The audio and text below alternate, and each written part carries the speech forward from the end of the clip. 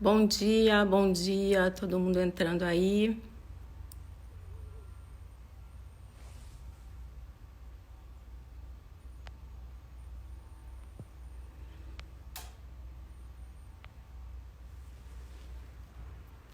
Bom dia, sejam bem-vindos.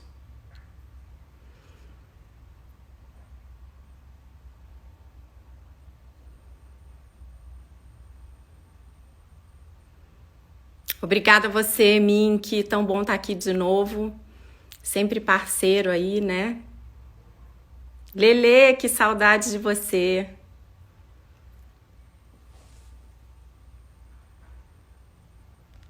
Vamos ver se eu resgato a Paula aqui, se eu acho ela aqui.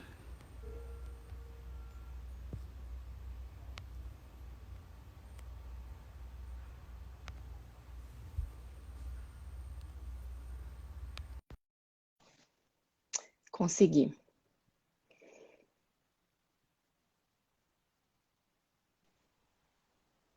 Bom Bom dia, dia, bom tudo bem? dia, tudo e você?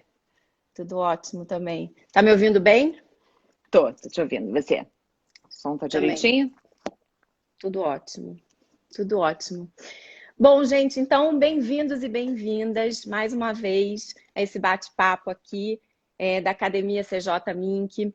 Hoje, meu nome é Ana Paula Seabra. Eu esqueço que tem gente que não assistiu as outras lives, eu tenho que me apresentar de novo. Eu sou a Ana Paula Seabra, sócia fundadora do Espaço AIRE, que é um espaço de desenvolvimento humano e de autoconhecimento. A Paula aí é minha sócia. E hoje a gente vai bater um papo sobre bem-estar, né? E como essa habilidade do bem-estar, né, é uma escolha nossa. Como o nosso bem-estar, na verdade, ele não depende de ninguém, ele depende da gente mesma. E a gente vai hoje bater um papo sobre isso, né, Paula? Isso aí. Bom dia, eu sou Paula Coquier, sou psicóloga, sócia da Ana Paula, no Espaço AILE, e eu adoro falar sobre esse tema aí de bem-estar, porque eu costumo sempre dizer que o que a gente leva da vida é a vida que a gente leva. Então, quando a gente para pensar um pouquinho no bem-estar, é sempre uma oportunidade para a gente pensar na vida que a gente está levando, né? Tem várias definições de bem-estar, mas a gente particularmente usa muito, né, e gosta muito de uma definição do Richard Davidson, que é um neurocientista que estuda muito bem-estar, e ele define bem-estar como uma habilidade que a gente pode cultivar. Então, É quanto isso mais aí. a gente cultivar, mais a gente vai usufruir daquela habilidade. Quer dizer, não difere em nada da gente tocar um instrumento musical ou aprender qualquer coisa que a gente saiba fazer bem, né? Que a gente precisa o quê? Praticar. E aí a gente se torna melhor naquilo. Bem-estar é a mesma coisa, a gente precisa praticar bastante, né? Tem vários elementos que a gente vai falar aqui hoje que eu acho que são importantes para a gente começar a praticar, mas se a gente praticar é como se a gente pudesse ficar bom naquilo, a gente pudesse realmente usufruir de levar uma vida melhor.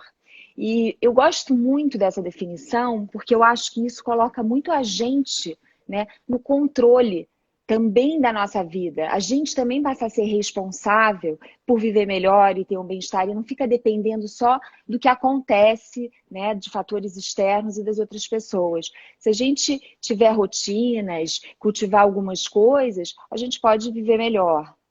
É isso aí. A gente não coloca o nosso bem-estar dependendo de ninguém, né? O nosso bem-estar depende da gente, né? Eu acho que um primeiro passo aí para a gente começar a falar de bem-estar, eu acho que é um bom ponto de partida a gente falar do autoconsciência, né? O autoconhecimento. Eu acho que é muito importante a gente se conhecer. A gente se conhecer fisicamente, mentalmente, emocionalmente, saber o que faz bem para a gente, né? O que faz sentido para você? A gente está vivendo numa época, né, num momento de superabundância, né? É abundância de tudo, é abundância de informação, abundância de recurso, abundância é tanta oferta que às vezes a gente fica meio maluco, né? As minhas filhas usam super aquela expressão FOMO, né? Que é Fear of Missing Out, que é uma síndrome que a gente sente que a gente está sempre perdendo alguma coisa. Eu mesma pensando agora, né, com essas lives maravilhosas que estão tendo agora no Instagram, mas são tantas lives que eu fico sempre com aquela sensação que eu estou perdendo alguma boa. Às vezes eu coloco até na agenda, assim, ó, vai ter uma tal, dia tal, hora tal, para não perder, porque dá essa sensação mesmo de que a gente está perdendo alguma coisa. É verdade. E na verdade, eu acho que quando a gente parte dessa autoconsciência e desse autoconhecimento, a gente consegue fazer essas escolhas muito mais assertivas, né, do que faz bem pra gente. E um caminho nem sempre é o mesmo caminho para outra pessoa, né? O meu caminho pode ser completamente diferente do caminho da Paula, o que faz bem para mim, não faz bem para ela. Por isso que é tão importante a gente realmente se conhecer, porque eu acho que existem diferentes caminhos para a gente levar uma vida com mais bem-estar, né?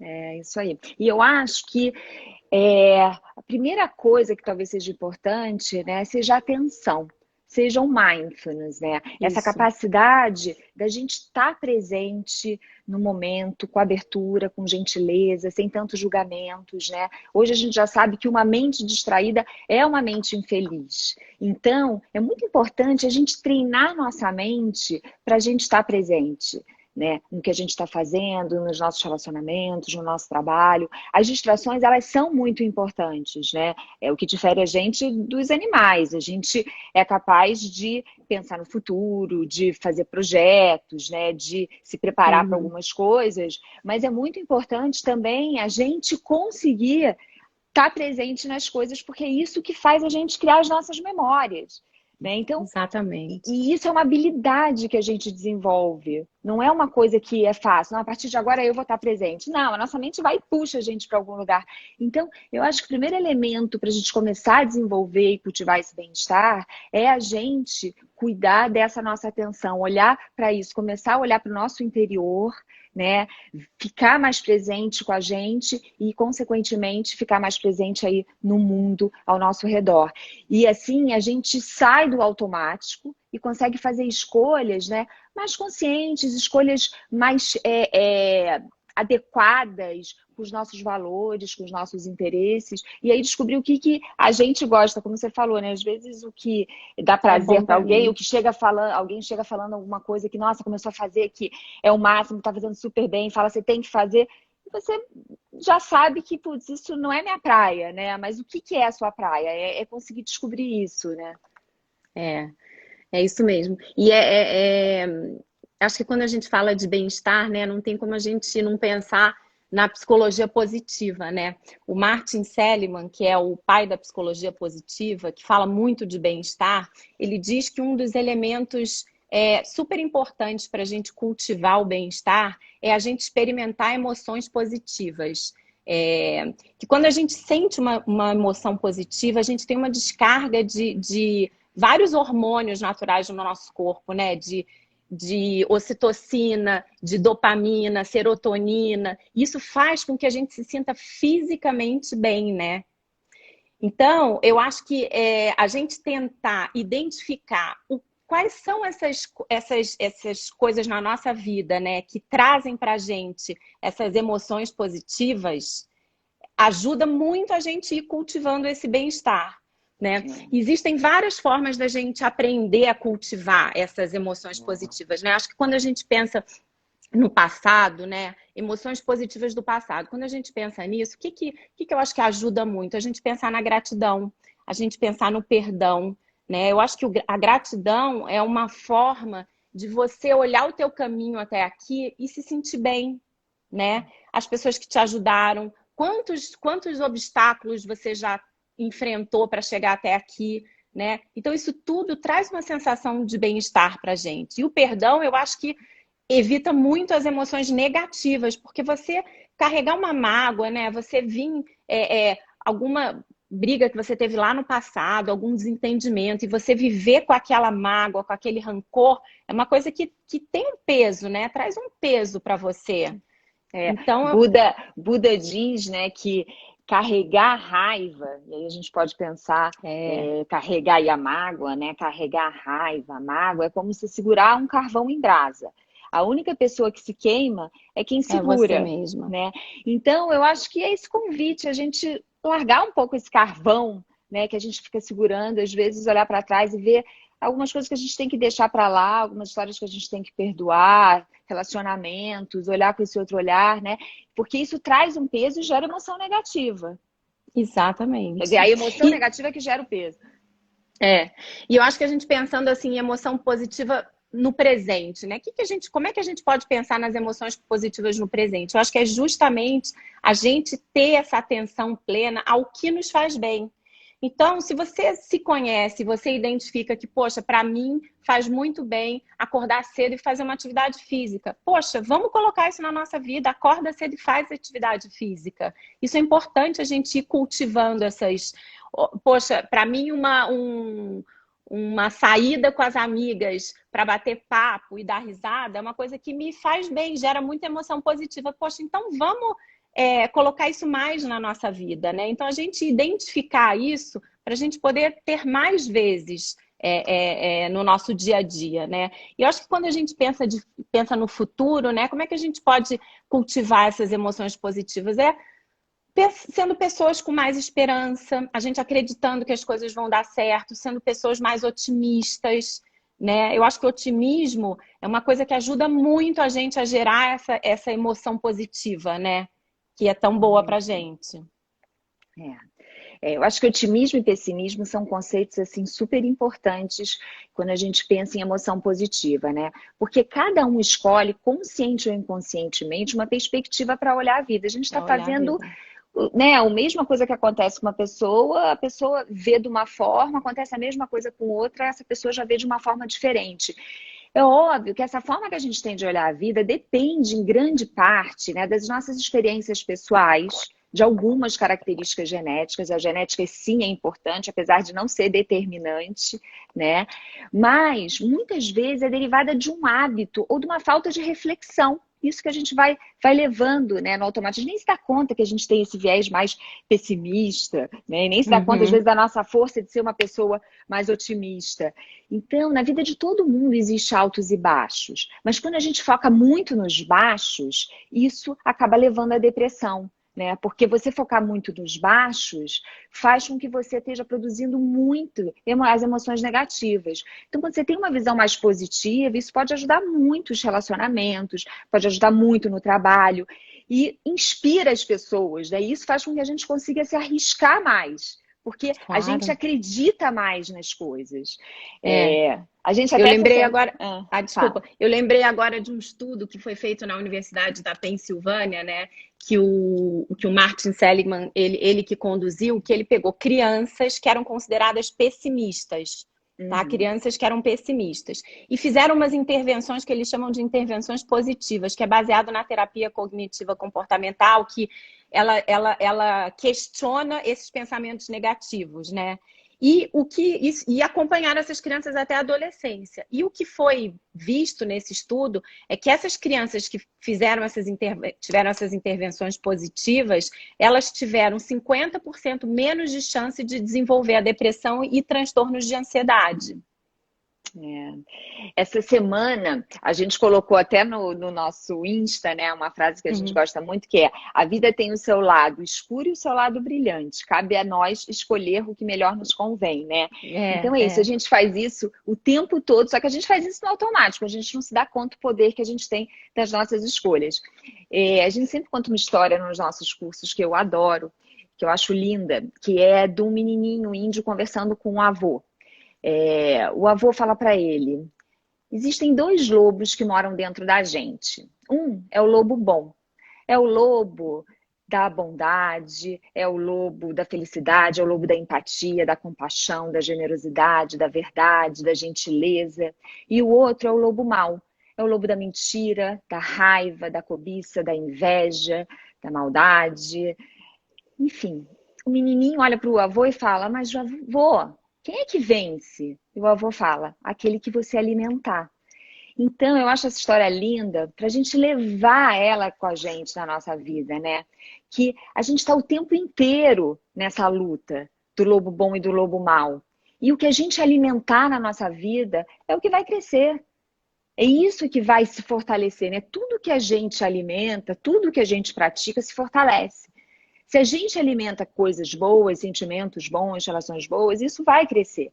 Se a gente está sempre olhando a coisa ruim, né? É isso que também vai crescendo no nosso dia. Se no final do nosso dia a gente só olha as coisas ruins, isso vai tomando uma proporção muito grande. Então a gente pode o tempo inteiro estar fazendo essa escolha aí, né, de que lobo a gente vai alimentar. Porque a gente não precisa que a nossa vida seja um mar de rosas, que a gente tenha tido uma infância perfeita, que todos os nossos projetos atuais estejam caminhando perfeitamente, esteja dando super certo tudo na nossa vida, para a gente ser uma pessoa otimista, para a gente resgatar o melhor da gente, para a gente resgatar o melhor dos outros, né? E para a gente conseguir ver, né, as coisas boas que tem acontecendo o tempo todo na nossa vida. Isso tem muito mais a ver com a escolha que a gente faz. Isso é resultado de uma escolha, não do exterior do que acontece. E é um exercício diário, né? Que a gente deve praticar isso diariamente.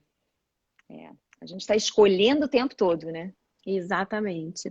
Bom, eu acho que as pessoas otimistas, né, de uma maneira geral, elas não encaram os fracassos, né, os erros, as pedras no caminho como fracassos, né, como uma coisa que deu errado. Eu acho que esses fracassos, né, entre aspas, eles enxergam como um aprendizado, né? Eu acho que todas as pessoas que eu conheço, pelo menos que são bem-sucedidas, foram pessoas que tiveram muitas dificuldades, pedras no né? caminho, né? Muitas no meio do pedras caminho no tinha uma caminho, pedra. né? Tinha uma pedra no meio do caminho.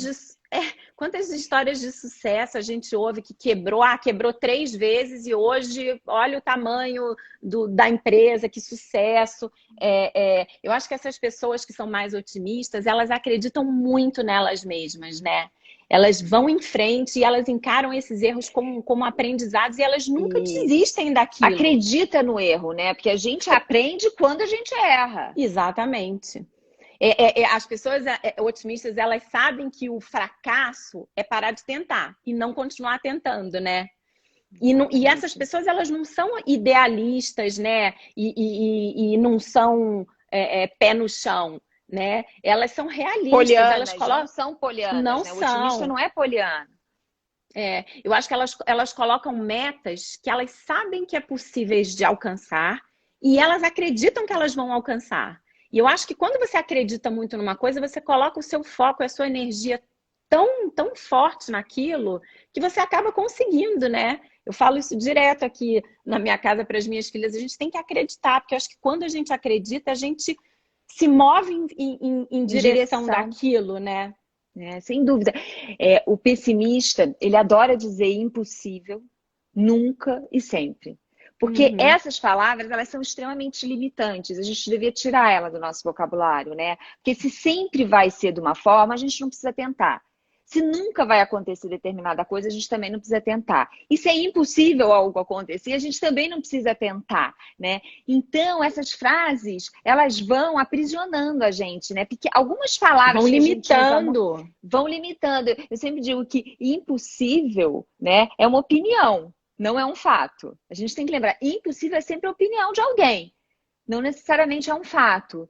E se libertar o não consigo também, né? O não consigo também é um pensamento.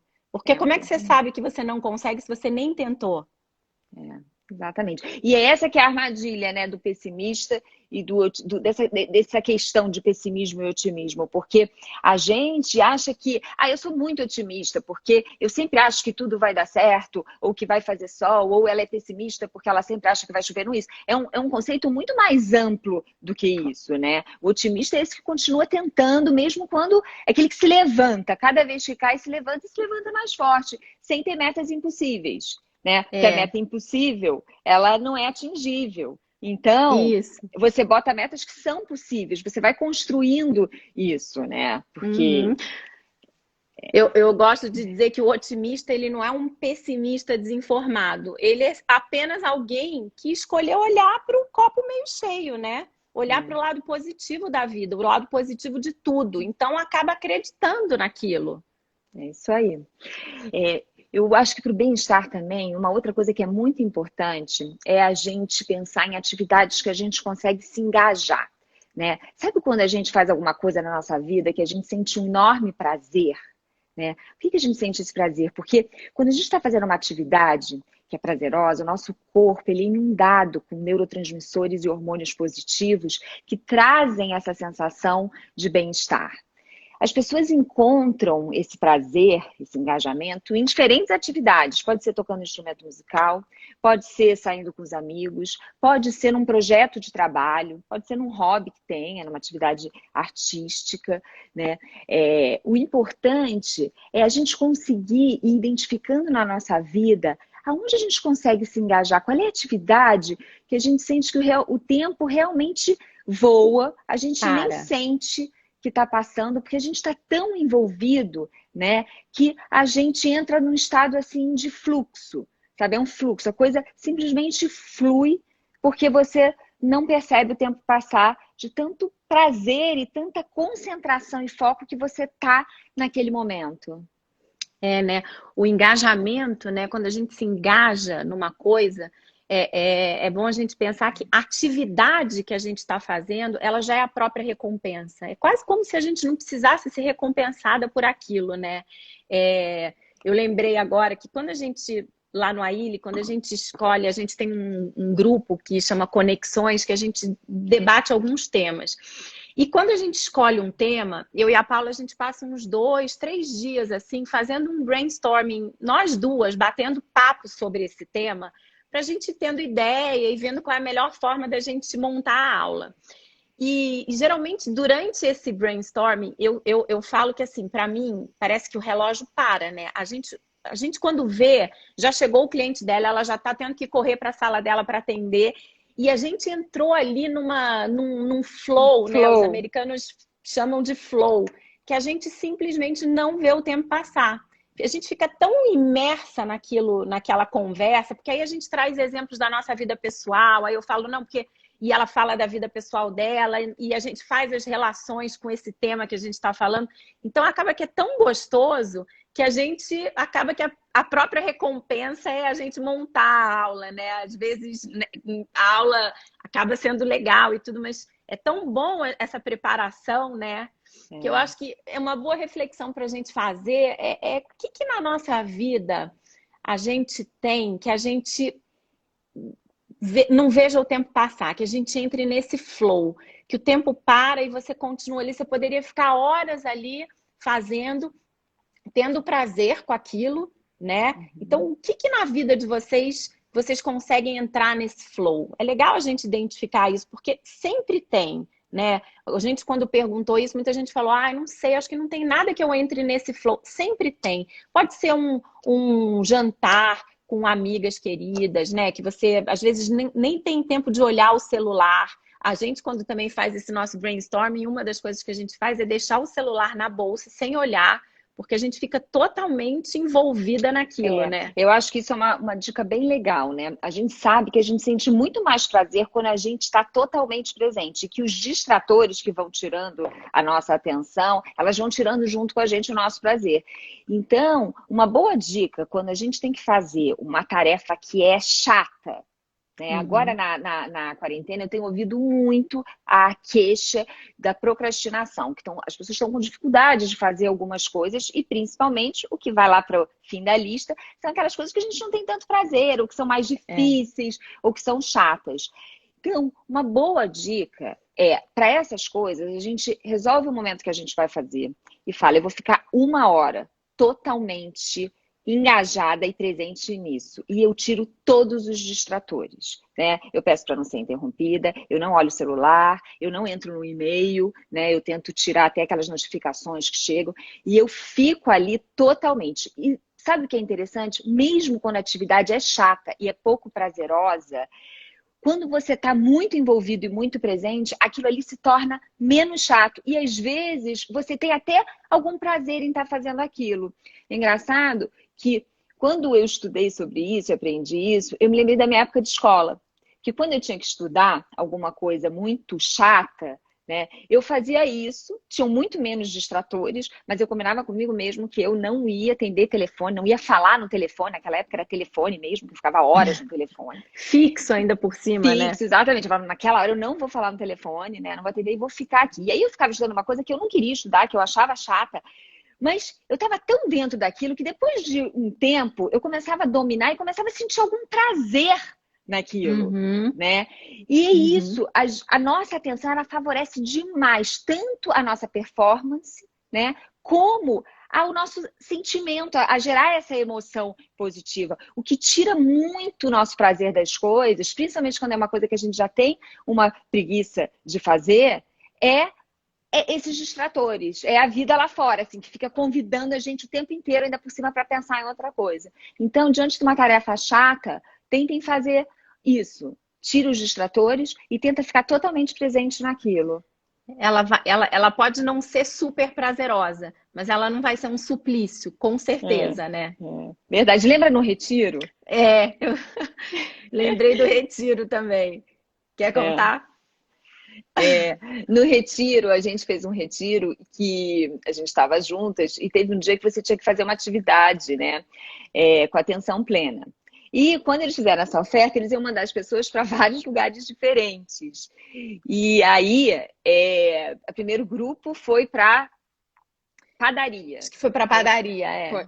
Aí eu O já pensei, segundo ai, por para quê? horta, né? E eu já pensei, ai, por que eu não fui para padaria? Só falta eu ir para cozinha, né? Aí fomos eu E e a eu Ana Paula fomos pensando a para mesma coisa, pelo amor de Deus, cozinha, eu só não né? posso ir para a cozinha, eu só não posso ir para a cozinha, eu só não posso ir para a cozinha. A gente ficou no último grupo que foi para a cozinha, né? Exatamente. Chegando na cozinha, eu tinha que cortar cebolinha com atenção plena. E eu comecei e eu estava ali, né? Eu estava engajada naquilo, eu comecei a cortar cebolinha de repente eu estava tava tão focada no que eu estava fazendo que quando o professor falou que o tempo tinha acabado, que a gente tinha que voltar para a sala, eu senti até, não, peraí, eu queria acabar, eu já estava ali estava tão envolvida, estava até competindo de querer comigo mesmo, de querer acabar com todas as Cortar a cebolinhas cebolinha que todas a no mesmo moça tamanho. tinha colocado, porque eu estava realmente muito engajada naquilo, né? E não é que eu descobri que o meu engajamento é em cortar cebolinhas, eu descobri que a gente pode fazer algumas coisas chatas que não dão prazer pra gente, presente, e isso fica muito menos custoso, né? Muito menos sofrido. Exatamente. É isso aí. Eu fui lavar louça, que também, para mim, é uma das atividades que eu mais odeio fazer, é lavar louça. Me pede para fazer qualquer coisa em casa, mas lavar a louça é uma que não Uhum. rola. E eu tive que lavar a louça. E foi exatamente isso. O tempo acabou e eu falava, gente, mas ainda tem panela para lavar, deixa eu lavar essa aqui. Porque eu fiquei tão ali absorta também naquele negócio que deixou de ser um suplício para mim. Acabou. Não posso dizer que eu entrei em flow lavando louça, tá, gente? Mas assim, não foi tão penoso Porque como a dor geralmente às é. vezes, né? A dor às vezes é inevitável, mas o sofrimento é opcional. O que a gente fala sobre aquilo é que gera o sofrimento. Às vezes a gente tem uma coisa que é dolorida mesmo, existe uma Exato. dor, mas a narrativa, a história que a gente conta, né? Ela cria um sofrimento que às vezes é opcional. Bom, uma outra coisa muito importante, talvez eu acho que seja mais importante para o nosso bem-estar, né, são os nossos relacionamentos positivos. As conexões que a gente tem com as outras pessoas, né? Isso é que dá muito propósito e sentido à nossa vida. E nos protege, né? Ela nos protege contra as dificuldades da vida. Quando a gente tem esse apoio de outras pessoas, a gente consegue passar pelas adversidades, né, com muito mais segurança, com muito mais equilíbrio, mais estabilidade, porque nós somos seres sociais. A gente precisa, né, desse contato Dessa com outros seres. conexão. Exatamente, a gente precisa ter, a gente tem uma necessidade básica de desenvolver e de ter relacionamentos saudáveis, né? Porque a gente prospera, o ser humano ele prospera em conexão, que promove amor, intimidade, né? É muito importante a gente poder, né, praticar essas emoções com outros seres humanos. Isso ajuda muito a gente fisicamente, emocionalmente. Então é importante a gente cultivar e ter um relacionamento positivo com pais, irmãos, os colegas de trabalho, os nossos amigos, né? E isso é essencial para a gente ter uma alegria na vida. Quando a gente estava pensando aqui nessa live, né, eu lembrei de uma pesquisa que muitos de vocês devem ter lido, teve uma época que circulou muito aí nos grupos de WhatsApp, a conclusão da pesquisa. É uma pesquisa que acho que é a pesquisa mais longa que tem sido feita, né? Já tem mais de 70 anos, já tiveram vários diretores essa pesquisa, é uma pesquisa de Harvard, que pesquisa sobre a felicidade, o que faz as pessoas felizes, né? E a conclusão dessa pesquisa é que as pessoas mais felizes são as pessoas que têm bons relacionamentos. E tem 3 lições super importantes dessa pesquisa, que é: você, na vida, para ser feliz, você ter bons relacionamentos, né, com amigos, com famílias, essas pessoas, elas funcionam melhor fisicamente e emocionalmente, elas são mais saudáveis, né, e vivem mais. A lição 2 é que não basta você ter quantidade de relacionamentos. Na verdade, não basta não importa. Né? Não importa a quantidade de relacionamentos, a quantidade de amigos que você tem. O que importa é a qualidade. Ou seja, tinha até uma peça que é "Não sou feliz, mas tenho marido", né? Não funciona, né? Mas tem marido. Você tem que ter um relacionamento de amor, de cumplicidade, de intimidade. Você tem que se sentir apoiada, né? Porque a briga, o conflito faz mal. Então, não é que vale a quantidade, aquele milhões de números de seguidores no Instagram, não é garantia de nada, não é garantia de felicidade. O importante é a qualidade dos nossos relacionamentos. Dessas relações. Os relacionamentos que a gente tem que realmente verdadeiros. E aqueles que a gente sente, sabe? Sentir, pensar assim, fechar o olho e pensar, nossa, com quem que eu posso contar? É importante a gente ter essas pessoas, essa sensação de costas quentes na vida. Eu tenho com quem contar se eu precisar.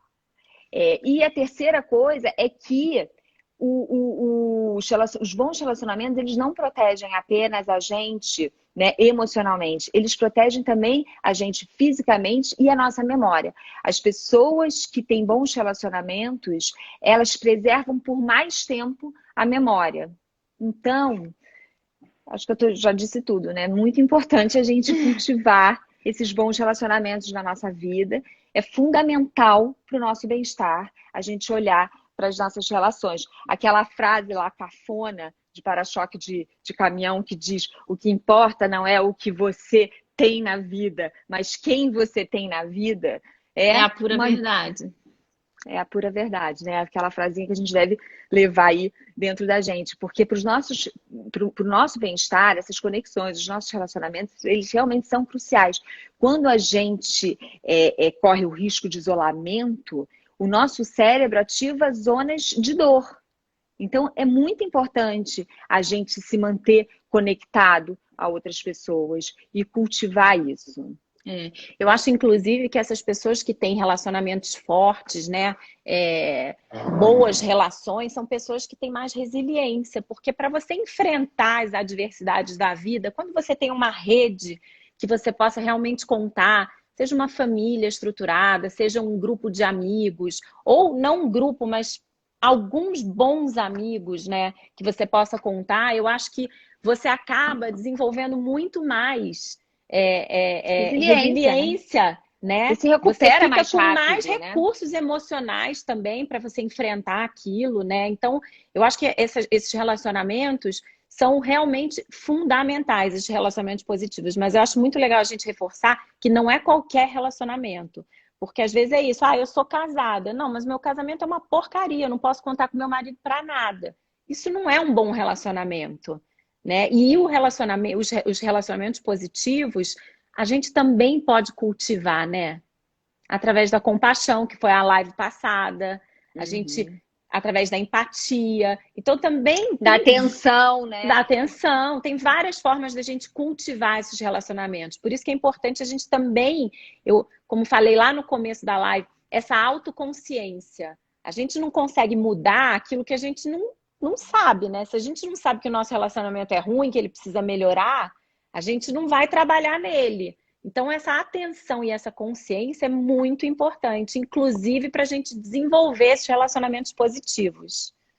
E pensando nos relacionamentos positivos, da importância que isso tem, eu acho que é legal a gente ver o poder que a gente tem, às vezes, com um gesto, né? Quer dizer, um gesto nosso de um telefonema que a gente dá para alguém, de falar com alguém, de fazer o outro tá conversando. Ele, ainda mais nesse momento que a gente está vivendo aí de isolamento, ele pode fazer muita diferença, né? Porque é isso, você tem uma conexão.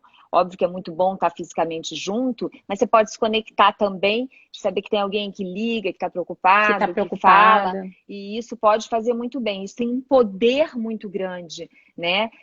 No nosso corpo, na produção química de hormônios que fazem bem para a gente. Bom, gente, então é o seguinte, se vocês precisarem se livrar de alguma coisa na vida de vocês, o que deve estar lá por último da lista são os relacionamentos, os bons relacionamentos. Seja com seu parceiro ou sua parceira, seja com algum amigo. Esse item, sem dúvida, ele tem que estar lá no finalzinho da sua lista, né? Tem uma frase que diz que quando a gente está à deriva, as pessoas que se apegam aos companheiros do barco salva-vida, e não só ao barco, são as pessoas que vão conseguir sobreviver. Então, é fundamental para a gente sobreviver esses bons relacionamentos. A gente tem que cultivar isso, né? Não, e nesse momento é perfeito, porque estamos à deriva total aqui nesse país. Literalmente. Estamos à deriva, então é bom a gente realmente olhar para o que a gente tem, né? E cultivar isso. Porque é muito. Tem um estudo, né, que se chama Very Happy People. Esse estudo ele buscou identificar qual é a característica que tem as pessoas que são 10% assim, 10% mais felizes. Que característica tem essas pessoas, né?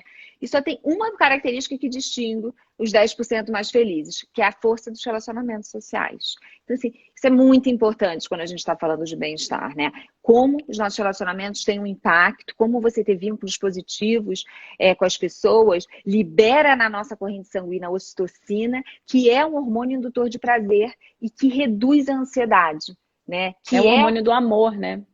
E reduzir a ansiedade ajuda muito a gente ter bem-estar, porque a ansiedade ela tira muito o nosso bem-estar. Né? Apesar dela ser importante, numa dose aí equilibrada, ela tira muito o nosso bem-estar. Então, a gente se relacionar com outras pessoas, estamos produzindo ocitocina. Eu acho que um outro elemento que a gente pode falar aqui para vocês, né, que é muito importante nessa busca aí do bem-estar, é a gente ter um sentido, um propósito, assim, na nossa vida, né? Quando a gente sente que a gente pertence a alguma coisa maior do que a gente, né? Pode ser uma religião, pode ser a uma organização, a uma família, de repente a uma empresa, né? É impressionante quando você tem essa fé, né, essa espiritualidade, ou numa religião, como isso dá significado à vida das pessoas, né? Tem um caso próximo da minha família, de uma pessoa que era dependente química e acabou buscando uma dessas igrejas, eu não sei exatamente qual foi, mas impressionante a transformação que essa pessoa sofreu. Só eu acho que de você fazer parte de alguma coisa maior, né? De você dar um sentido para a sua vida, você entender que você pertence a alguma coisa maior do que você mesma, né? E é engraçado porque, assim, eu acho que a mídia acaba contribuindo para isso, mas infelizmente algumas pessoas ainda acham que é o dinheiro que traz felicidade, né? E as pesquisas têm mostrado cada vez mais que uma vez que você tem as suas necessidades básicas, né? Claro que o dinheiro é importante, mas assim, uma vez que você tem as suas necessidades básicas atendidas, casa, comida, e você não sofra nenhum estresse financeiro, o que difere uma pessoa mais feliz da outra não é a quantidade de dinheiro que a pessoa tem, né? Não é o dinheiro que proporciona essa felicidade. Então, tem milhões de outras coisas que a gente atribui a essa felicidade. Eu acho que o propósito e o significado, né, ela é muito maior. Na verdade, quando a gente fala de propósito, não é eu acho que na vida a gente pode ter vários propósitos, né? E esse propósito ele pode ir mudando ao longo da nossa vida. Porque quando a gente fala em propósito, a pessoa pensa geralmente num propósito maior, né? E fica uma coisa importante, mas eu acho que você pode ter vários propósitos, né? E você compreender o impacto e o propósito do seu trabalho ou da atividade que você exerce na sua vida, por que que você escolheu acordar todos os dias e ir trabalhar? Isso faz com que você fique muito mais satisfeito com o que você faz, né? Isso traz uma sensação de bem-estar muito grande. E esse propósito, né? Você ter essa noção do impacto que você causa e do sentido do que você faz, acho que é muito importante, né? Eu lembro que quando a gente abriu a ilha e começou a planejar isso, né? Eu tinha descoberto o Mindfulness, eu estava apaixonada pelo Mindfulness, eu achava que tinha trazido muitos benefícios para a minha vida. E eu queria muito passar isso para as outras pessoas, né? Para que elas também pudessem trazer isso para a vida delas. E eu lembro que a gente ficava, né? Mas a gente vai fazer como? O que a gente dá o curso, dá aula, o que a gente faz? Abre um espaço, né? Tinha muito isso. E aí a gente acabou abrindo e começou a dar cursos. E óbvio que bate insegurança, né? Porque o trajeto, a gente vê às vezes o fim, né? Mas tem um caminho. E eu me lembro que a gente conversava e eu falava, gente, se em cada turma que a gente tiver, uma pessoa, só uma pessoa, no final falar, nossa, isso Vocês que fizeram vocês diferença na minha vida. fizeram diferença assim, na né? minha vida, né? Nossa, isso que vocês falaram lá me ajudou, isso. A missão cumprida, né? É isso. E a gente tem recebido muito isso, né? O número de pessoas que vêm e falam, nossa, consegui parar o remédio, nossa, eu tô me sentindo melhor. Assim, é isso. Não são todas, mas a gente alimenta o lobo bom, a gente olha, né? Isso. A diferença que você faz em uma vida. E isso faz muita diferença. Então, a gente tem que estar o tempo inteiro atrás disso, de ver qual é o impacto que a gente pode Esse é o causando. senso do propósito, né? Do que você está fazendo que seja maior do que você. E não precisa ser grande, né? Não precisa ser enorme. Né? Não tem que ter essa busca aí, porque senão fica algo que é inalcançável, né? Que traz uma frustração enorme, né? Exatamente. Bom, outra chave, né, para o bem-estar aí, nessa listinha que a gente está fazendo aqui para vocês, eu acho que é a realização, a conquista, né? Como é importante na vida a gente colocar metas, eu acho. Como, assim, metas que eu digo assim, objetivos. Como é importante a gente sonhar, a gente querer chegar a algum lugar, que eu acho que é isso que move a gente, né? Você colocar uma meta e você alcançar essa meta dá uma sensação de realização, né? De completude. Eu vi agora a minha filha entrou agora na universidade e ela colocou como meta uma universidade super difícil de entrar. E a gente, obviamente, como pais, nós acompanhamos o processo todo, né? Como foi custoso para ela, como foi desgastante. Mas ela se comprometeu com aquilo, era o sonho dela, era o que ela queria, e ela foi lá, ela deixou milhões de finais de semana de sair, de passar o final de semana todo estudando, fazendo simulado, nanana, e ela conseguiu. Gente, é uma sensação tão maravilhosa você alcançar uma meta, isso traz uma realização que é exatamente isso, dá essa descarga de todos esses hormônios que produzem esse bem-estar, né? Então é muito importante, eu acho que assim, a gente sonhar, é muito importante a gente querer chegar em algum lugar, a gente ter meta, a gente ter objetivo. Eu acho que é isso que faz a vida, né? A gente querer levantar todos os dias da cama para ir conquistar alguma coisa, para ir atrás de um sonho. Isso é muito, muito, muito importante. E lembrando que there's no free lunch, né? Quer dizer, ela conseguiu aí a faculdade, mas é sofrido, porque se a gente souber disso, a gente abandona no meio do caminho, né? Assim, a vida, ela não é fácil, como diz John Kabat-Zinn, a catástrofe total. Então a gente tem que continuar acreditando, continuar tentando e alimentando o lobo bom. E falando aí um pouquinho de novo, rapidinho, de otimismo e pessimismo, os pessimistas, eles nem colocam uma meta alta na vida, né? Porque eles já de cara acham que é impossível. As pessoas otimistas é que sonham grande, né? Que acreditam que vão alcançar. É verdade, verdade. Eu acho que quando a gente fala em bem-estar, a gente não pode esquecer de falar de generosidade. É um elemento muito importante também para a gente cultivar o bem-estar, né? Inclusive, A generosidade, ela é estudada hoje em dia, como quando você é generoso, quando você tem um comportamento altruísta, você se sente melhor. Tem até uma pesquisa que eles fizeram numa universidade, que eles chamam um grupo de estudantes e dão US$ 100 para esse grupo de estudantes e fala para eles, vocês podem sair e gastar esse dinheiro com vocês podem comprar qualquer coisa para vocês. E esse grupo é monitorado para ver as sensações que eles têm, para monitorar o bem-estar. E eles chamam um outro grupo e dão US$ 100 para esse outro grupo e fala, vocês podem sair e comprar qualquer coisa para outra pessoa. Vocês podem gastar esse dinheiro de qualquer forma, mas tem que ser com outra pessoa, não pode ser com vocês. E esse grupo também é monitorado. E o que eles viram é que o grupo que gastou com outros teve um índice de bem-estar muito maior do que o grupo que gastou consigo. Então, tem sido feito hoje inúmeras pesquisas nesse campo para provar que a generosidade faz bem. Ela aumenta também, né, hormônios de prazer na gente. Então, quando a gente escolhe fazer o bem, a gente é que acaba se beneficiando muito, né, desses atos que a gente pratica na nossa vida. Então, é importante também, e acho que esse momento de crise é bem legal para a gente tentar resgatar isso e ver o que dá para eu fazer, né?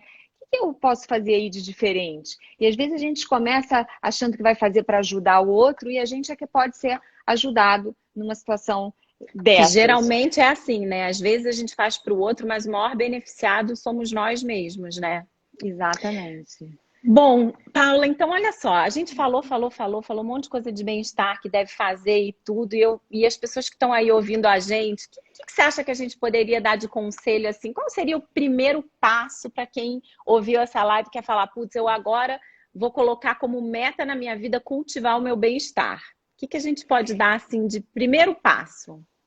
Bom, acho que o primeiro passo todo mundo já deu, porque se está assistindo essa live, já deu o primeiro passo. Porque é isso, né? A gente primeiro precisa começar a ouvir, tá aberto, tá aí sentado, tá tirando um tempo para ouvir sobre bem-estar. Então, acho que esse primeiro passo já foi dado e tá todo mundo de parabéns.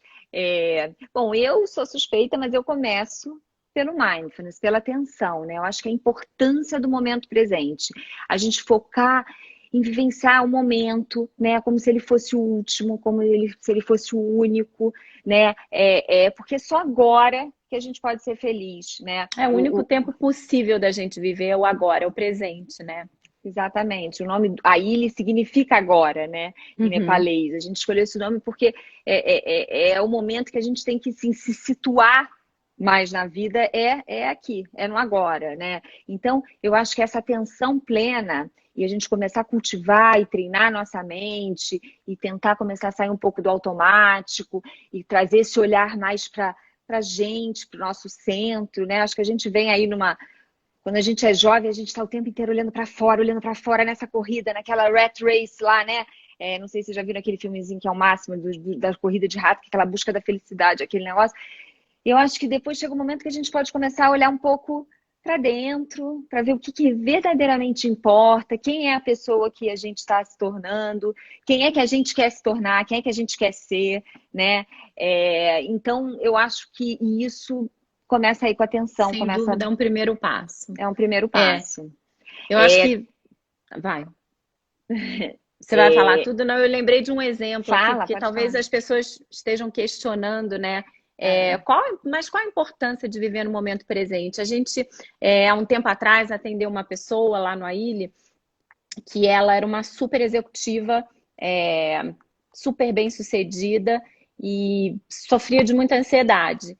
E ela falou assim pra gente, no último dia do curso, ela falou, meninas, eu queria falar uma coisa pra vocês, como eu queria ter feito esse curso há um tempo atrás. Como eu queria saber... Quando eu era jovem, né? Quando eu era jovem. Como eu queria saber da importância da gente viver no momento presente quando eu era jovem.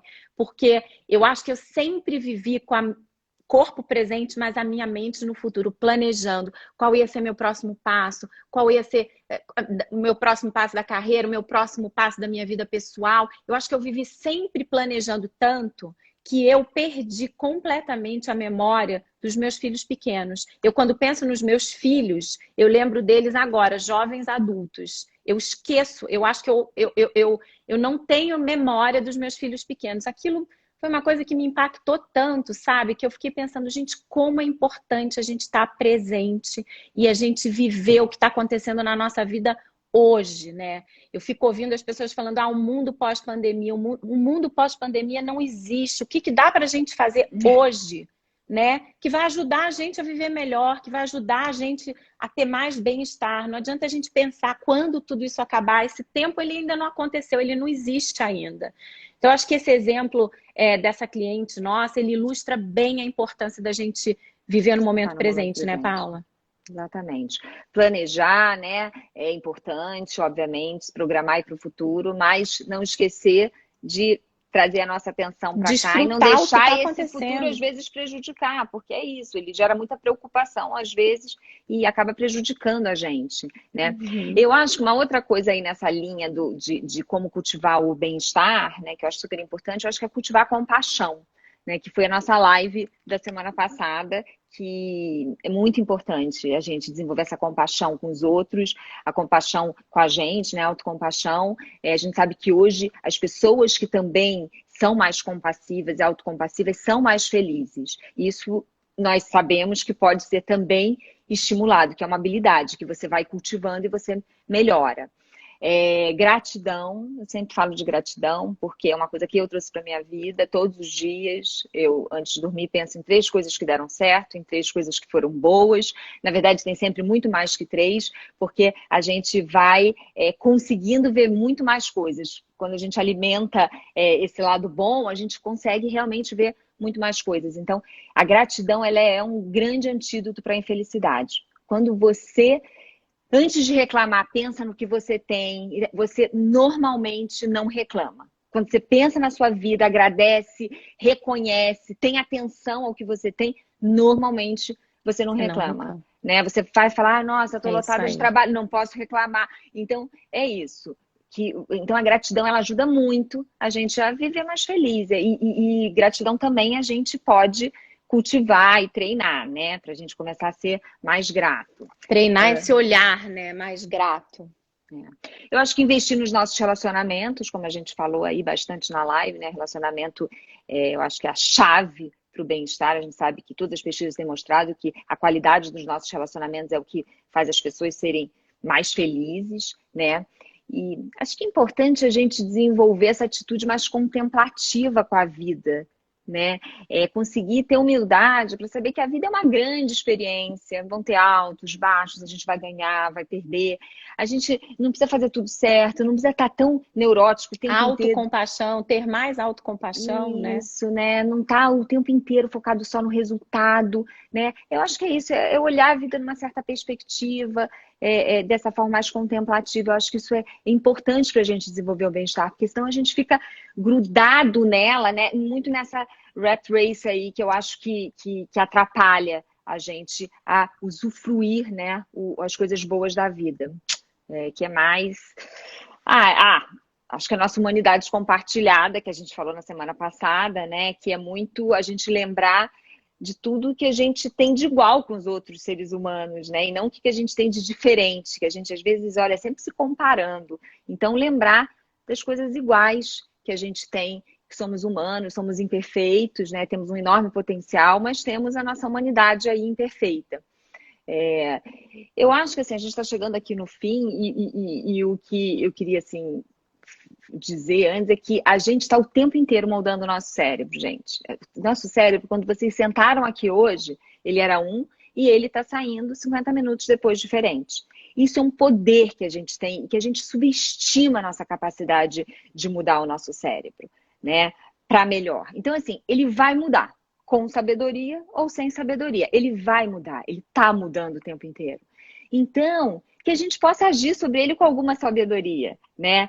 Fazendo, acho que essas coisas que a gente tem falado aqui ao longo dessas 4 lives, assim, a gente pode estar mudando o nosso cérebro, a gente tem esse poder, não subestimem esse poder que a gente tem no nosso bem-estar, na nossa felicidade. Usem isso com sabedoria. Eu acho que tem vários caminhos para o bem-estar, tem que descobrir o seu, mas tem que lembrar que tem um caminho. E que o caminho, né, não é chegar lá em algum lugar onde você descobre a felicidade, ela está neste caminho. né? Não tá lá no final. Eu acho que isso é muito, muito importante.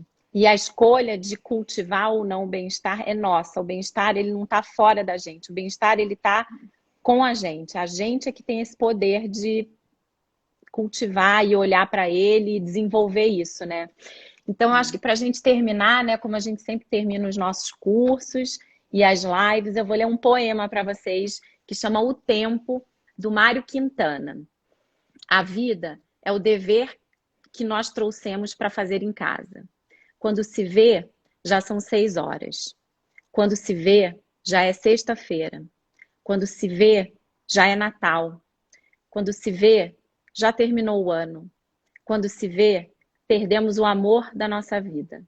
Quando se vê, já passaram 50 anos. Agora é tarde demais para ser reprovado. Se me fosse dado um dia, uma oportunidade, eu nem olhava o relógio. Seguiria sempre em frente e iria jogando pelo caminho a casca dourada e inútil das horas. Seguraria o amor que está na minha frente e diria: eu te amo. E tem mais. Não deixe de fazer algo que gosta devido à falta de tempo. Não deixe de ter pessoas ao seu lado por puro medo de ser feliz. A única falta que terá será desse tempo que, infelizmente, nunca mais voltará. Então, gente, essa é a importância da gente viver o agora, o momento presente, porque o tempo não volta, né? Então, que Lindo. estejamos todos presentes. Um ótimo final de semana para vocês. Super obrigada aí ao Mink, ao Shopping Cidade Jardim, por mais essa oportunidade. E um beijo grande para todos vocês. Beijo, obrigada. Até a próxima. Beijo.